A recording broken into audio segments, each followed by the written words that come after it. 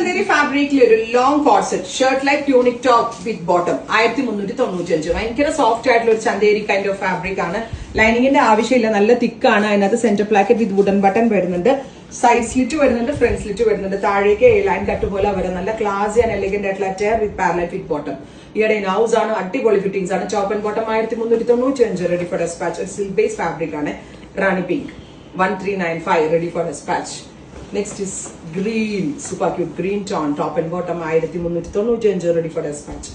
അടുത്തത് dark burgundy shirt, long tunic with bottom. നല്ല രസമുണ്ട് കാണാൻ.